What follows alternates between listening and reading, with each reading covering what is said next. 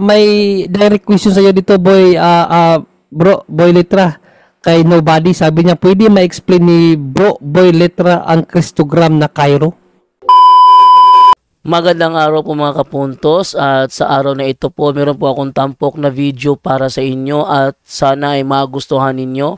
Kaya sa mga bago pa po sa aming channel, please po don't forget to hit the subscribe button at ang notification bell para maging notified kayo sa bawat video na ilalabas ko sa channel na ito. At bilang kahilingan po ng punto por punto team at naway maintindihan po ninyo, sana po wag nyo pong i-skip yung mga ads sa aming mga video. Sa maliit na bagay na po na yan, malaking tulong po yan sa ating programa at sa ating ministry.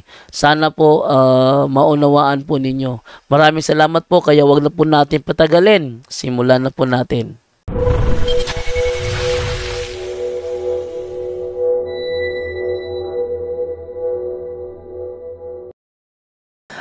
May direct question sa'yo dito, boy. Boy Letra. Kay Nobody, sabi niya, pwede ma-explain ni Boy Letra ang Christogram na Cairo? Yung Cairo, yung Christogram. yung Lord ba yan? Lord as Cairo? Christus. Ay, Curious pala yun, Curious. Ano doon? Anong Cairo? Cairo na ano? CHI-RHO. Christogram na Cairo daw. Paki-explain daw. Cairo. Yung Kiro. Kiro. Yung Kiro. Or Chiro. Hindi siya Kai. Ki. Kasi Kiro, yan o, Uncle, yung logo. Yung X dyan. Which is, ano yan? Christos yan. Christos. Yung Cairo, parang lugar yung Cairo. Cairo, Egypt yun eh. Cairo, Egypt yun. Kaya nga nalilito. Cairo, Egypt. Mali lang ang pagbasa, mga kapatid. Yung X, sa ano siya, sa Greek alphabet, yan yung CH. K. K yan, parang chemical. Tapos yung letter P, sa Greek niyan, yung R, Ro. Kaya Kiro, ibig sabihin Christos or Kristo. Si Kristo ang ibig sabihin yan. Yan yung mga nasa simbahan natin, logo niya lang. Naging logo din niya ng mga Christian sa sa mga digmaan, minsan sa mga mga ganun. Nakita ko yan, actually kinopya ko yan dun sa ni Bro Wendell, dun sa niya, debate niya sa Muslim. Kasi ang ganda nung pagkagawa ng design ng Kiro dun. Kinuha ko siya. Okay, may tanong naman dito from Selgas Glenda. Sino ang sinasabi sa Revelation na Mark of the Beast? Alright, marami tayong sa pag-aaral kasi ng Book of Revelation, meron tayong tinatawag na partial preterist, partial futurist, at tinatawag na idealism, kumbaga mga symbolical. So sa partial preterist, ibig sabihin yung mga partial na naganap, unang-una diyan siyempre sila Haring Herod, yung mga masasamang ma-impluwensyang tao, si Nero Caesar, which is talagang direktang sinulat yan. Kasi on that time, nung sinusulat yan ni Siyang hari. Nasa kapighatian sila. So yung Book of Revelation, nagbibigay ng pag-asa yan sa mga naghihirap on that time. Hindi para takutin sila, which is, maghirap lang kayo, wag lang kayong bibitiw, at magkasama nyo ako maghahari sa piling ng Ama. So pagbibigay ngayon sa Catholic Church, meron tayong tinatawag na final battle sa CCC, or tinatawag na final Armageddon. Yung huling alas ng mga anti-Christ 'yon. Maraming nag-interpret niya kasi meron tayong partial futurist, sila yung mga church fathers natin at nasa CCC siya. Ibig sabihin na canon yung ganung interpretation, which is sa atin, yan, kaya nga sa second coming, wala nang purgatorio doon na magaganap kasi meron final purification doon kung saan paparusahan na pati yung mga antichrist, which is yung antichrist na yan, influenced by the devil yan. At alam natin ngayon, meron pa rin talagang kalaban ngayon. Pwede ko ba banggitin dito yan? Ito na lang, yung mga Illuminati. Pero syempre, pagdating sa Masons, si Uncle Nash yung magaling dyan eh. So merong final battle bago ang second coming. Nasa CCC natin yan, mamaya ibibigay ko sa inyo, no? So ayun yung Antichrist na 66. Kasi yung 66 sa Matria, parang si ano yan abandon yan or distraction. Iyan yung si Satanas na nagbibigay ng authority dun sa mga ma-impluwensyang tao na walang ibang ginawa kundi sirain ang humanity. Kaya tayo yung mga bro boy Litra, yung mga yung mga kontraktor. Mga sumisigaw sa kalsada, tumatalsik yung laway. So si Father Darwin nag-gaano din yan, di ba? So yun yung Antichrist. Partial preterist, meron na mga nauna, pero bago mag-second coming, may final battle talaga, no? Na doon magkakaroon ng final purification dito sa lupa. Kaya lahat talaga, aasnan talaga sa apoy, no? Wala talagang walang exemption. Lahat tayo kailangan pag umakyat ng humarap tayo sa Diyos, malinis na tayo. Siyempre, so yun yung perfection na hinihingi ng Diyos. Siyempre, sa tulong din ng Diyos yun. Basta manalig lang tayo sa Kanya. So yun yung Antichrist, no? Partial preterist, partial futurist sa future. Siyempre, di pa natin future nga eh. Pero may view na ang Catholic dyan, no? Yun lang guys, no? Sana nakatulong. Okay, dito muna tayo sa isang tanong naman from WhatsApp naman ito, 5940. Sabi niya, meron akong tanong bro, bakit daw yung kasama ni Jesus na pinako sa cross, nakasakay sa langit, na hindi naman yung nabinyagan? Yan nga. So, baptism in blood kasi, baka hindi nila na-ibigyan. Meron tinatawag na baptism by blood. Tsaka, hindi naman makakala kasi ng mga faith aloners, madali yung nangyayari dun sa nakapako sa cross. Nakapako sa cross yun eh. Paano naging madali yun? At meron doon good works. Hindi lang good works na kasi akala nila pag good works material lang. Magbibigay ka ng material, hindi po. Masyado kasi mababaw umunawa itong mga protestante kasi. Yung pagmamahal niya kay Kristo, charity, pinagtatanggol niya doon sa sa katabi ni Kristo sa kabila. No, sabi niya, wag mo Dimas. Si Dimas yan ang tas si Hestas. Nasaan yan, di ba? Look, wala kasi hindi nabitawad ko kasi yung Bible ko dito na hiniram ginamit si Dimas yan nasa kanan ni Kristo si Dimas. So may good works yun, wag niyo sabihin walang good works yun. Kasi ang ginawa niya mismo ng good works, ang ating Panginoong Jesucristo, hindi siya doon nakatanga lang na hinahayaan niya tuyain si Kristo nung katabi niyang makasalanan. So meron po yun good works. Ngayon, malakas yung pananampalataya niya kay Kristo. Kung hindi man siya nakapako, magpapabautismo yan. Kasi yun ang ni Kristo, yun ang kaniyang talagang utos. Ibinigay na utos sa simbahan, kinakailangan magpabautismo. John 14:15, if you love me, keep my commandment. Mahal niya si Kristo. At hindi siya doon na natakot o kung ano man na ginagawa niya na habang tinutuya si Kristo, nakatunganga lang. Ayun yung charity niya. Ginagawa niya na magandang loob si Kristo at nagsisi siya. Kailangan yon para mapatawad siya sa kanyang mga kasalanan. Kailangan niya magsisi, aminin niya yung mga kasalanan niya. On the spot yun.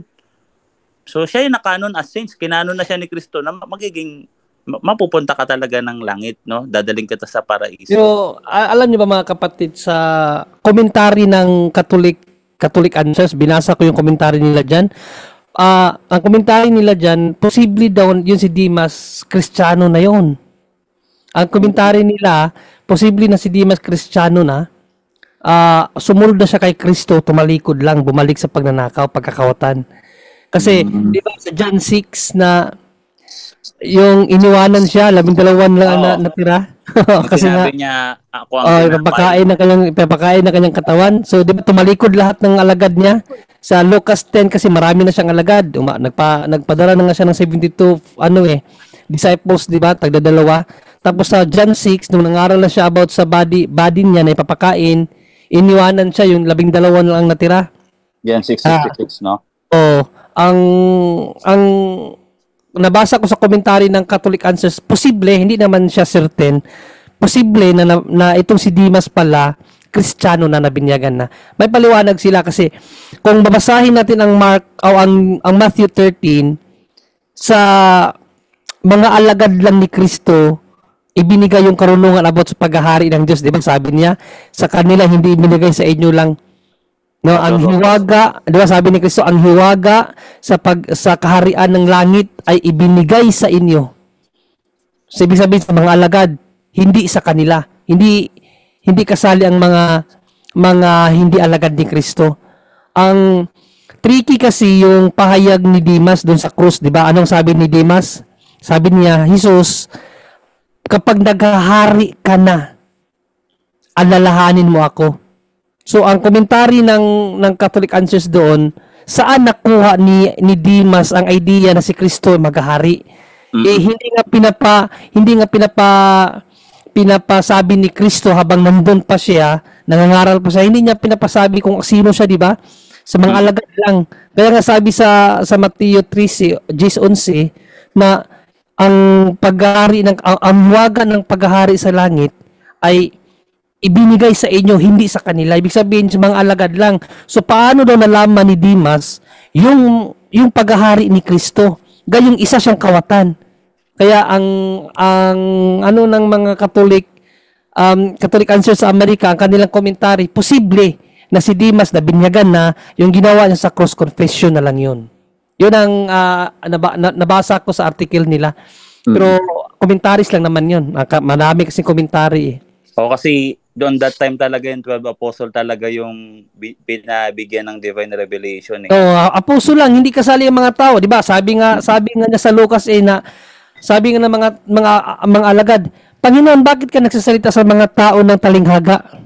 Kaya sinabi ni Kristo kasi para magdigdig pa sila, hanapin talaga nila ano yung kahulugan ng sinabi ng Diyos. At sa inyo lamang ibinigay ang pagkaunawa sa kaharian ng langit, hindi sa kanila. Kaya yun ang komentary ng Catholic Answers na posible si Dimas, naging alagad na yun, bumalik lang sa pagnanakaw. Kasi alam niya ang paghahari ni Kristo eh. Yes, na actually. Hindi naman sinabi sa mga tao. Yung kay Dimas Uncle Boy, may nagsasabi din dyan, Uncle Boy, na bakit daw yun hindi na bautismohan sa tubig. Pero sinagot ko na yan eh. Sabi ko, actually may tubig yun kasi umulan yun. Nung time na yun, talaga umulan yun, di ba? May tubig pa rin doon. So, nung ang mga Israelita lumabas galing sa Egypt, may tubig din yun. Binatismohan sa ulan at dagat yun. Bautismohan yun, di ba? Yung dugo ni Kristo. Si Kristo rin, na bautismohan din siya. Nung time na yun, umulan din yung time na yun, di ba? So, may tubig pa rin. Yung dugo lang ni Kristo, pag tumalsik sa kanya yun, pag tumalsik sa kanya yung dugo ni Kristo, yun yung naglilinis eh. Baptism by blood talaga yun, baptism by blood. Magkalapit lang sila doon, pwedeng nabusikan siya ng dugo ni Kristo. Pero tandaan natin, yung ginagamit kasi nilang talata, Efeso 2:7, hindi naman kasi talaga naintindihan nila to, kala kasi nila faith alone to. Ito nga yung point dito. Ang sabi lang dito, sapagkat sa biyaya kayo'y naligtas sa pananampalataya. Ay sa pamamagitan ng pananampalataya, at ito hindi sa pamamagitan ng inyong sarili, ito'y kaloob ng Diyos. Ibig sabihin lang dito, yung pananampalataya, kaloob ng Diyos, hindi ayon sa sariling kakayahan. Ibig sabihin yung pananampalataya natin, pinagkakaloob din to ng banal na Espiritu Santo. Hindi ayon sa sariling kakayahan. Kasi mahirap tong pananampalataya, hindi mo naman talaga kayang intindihin ang Diyos, kaya nga revelation ang tawag sa doktrina. Ibig sabihin, ang Diyos mismo ang nagpapakilala sa tao para ipahayag at magpakilala siya. Hindi natin kayang abutin ng Diyos. Yun ang ibig sabihin dito na sapagkat sa biyaya kayo naligtas sa pamamagitan ng pananampalataya, yung pananampalataya hindi ayon sa aming sariling kakayahan. Ito'y kaloob ng Diyos sa pamamagitan ng banal na Espiritu Santo. Galatia 4:5-6 na sa pamamagitan ng Espiritu Santo, makakatawag tayo sa Diyos. Hindi to sinabi na walang good works o yung good works ay walang kapakinabangan sa biyaya ng Diyos, no? Ito sabi dito sapagkat Galatia 4:5, sabi dito sa 6, at sapagkat kayo'y mga anak, isinugo ng Diyos ang espiritu ng kanyang anak sa ating mga puso na sumisigaw, Ama, Ama. So yung pagsigaw namin ng Ama, Ama, hindi iyon sa aming sariling kakayahan, yung pag-intindi namin sa Diyos. Iyon yung pinagkaloob ng Diyos sa amin. Kaya nga tinatawag yan ng yung sensus, yung supernatural sense of faith. sa pamamagitan ng Espiritu Santo, kahit napakahirap ng doktrina, naiintindihan namin. Correct. Yun lang ibig sabihin niyan, hindi yan sinabi na walang good works. Ngayon, yung good works sa baba, ay yung work sa baba, patungkol yung sa pagtutuli. Na hindi na kaya makapagligtas yung pagtutuli kasi nga pinagmamalaki sila ng mga Judeo-Christians na makakapagligtas pa. Sabi kasi dito, pag binasa natin sa baba, which is good works daw to, hindi to good works na yung good works. Works of law yun. Hindi yan good works, hindi works of law. Oo, sabi Hindi dito. Iba ang works of law sa works of righteousness. Magkaiba yun. Sabi sa talatang 8, sapagkat sa biyaya kinaligtas, so para tayo kaloob ng Diyos, sa 9, hindi sa pamamagitan ng mga gawa, upang ang sino man ay huwag magmalaki. Anong gawa ito? Pag binasa natin sa 11, kayo nga alalahanin ninyo na noong una kayo mga hintil, sa laman, tinatawag na dituli, na mga tinatawag na tuli, sa laman, na ginawa ng kamay ng tao. So gawa na lang ng kamay ng tao, yung pagtutuli, at nagiging evil work siya kasi pinagmamalaki ng mga Judeo-Christian sa Galatians 6 verse 14 to 15. Basahin natin para matapos ng issue sa faith alone. Kasi wala talagang faith alone sa Bible eh. Invento. Ayan yung tradisyon ng tao na hindi... May ginagamit sila na talata dyan, bro. Panlaban nila yung sa Roma 4:12 sa The Living Bible. May faith alone kasi dun eh. Mga dinoktor naman kasi yun eh. Oh, wala sa original Greek. Wala sa original Greek. Actually, yung Ephesians 2:7, ingat din kayo dyan, dinoktor na talaga yan. Ginawang good works yun. Hindi naman nakalagay good works yun. Tapos same translation, walang ganon. Yung ibang translation nag-exist, merong good works na. Ito yun, no? Sabi dito Galatians 6 verse 14 to 15. Di ba sabi doon, upang ang sino man ay huwag magmalaki. Sabi dito sa 30, sapagkat maging ang pagtutuli, hindi lang pagtutuli na tumutupad ng kautusan, ngunit nagpapatuli upang sila'y makapagmalaki sa inyo sa laman. Pinagmamalaki nila yung pagtutuli nila, pagiging tuli nila. Which is sa Pilipos 2:2, Pilipos 3:1-2. Sabi dito, evil works na yun. Sabi dito, mag-ingat kayo sa mga aso. Mag-ingat kayo sa mga masasamang manggagawa. Mag-ingat kayo sa mga hindi totoong pagtutuli. Masasamang manggagawa, hindi totoong pagtutuli, evil works. Hindi good works yun.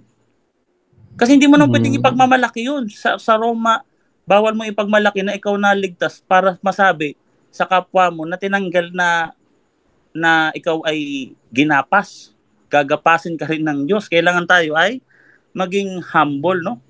Sabi dito, sapagkat tayo ang pagtutuli na sumasamba sa Espiritu at nagmamapuri kay Kristo Jesus at walang anumang pagtitiwala sa laman. So ang pinagmamalaki natin, si Kristo Jesus, hindi yung pagtutuli sa laman, kundi tayo yung may tunay na pagtutuli sa Espiritu, yung bautismo yon at yung mga iba pang sakramento. So, okay na siguro yan sa faith alone yan eh.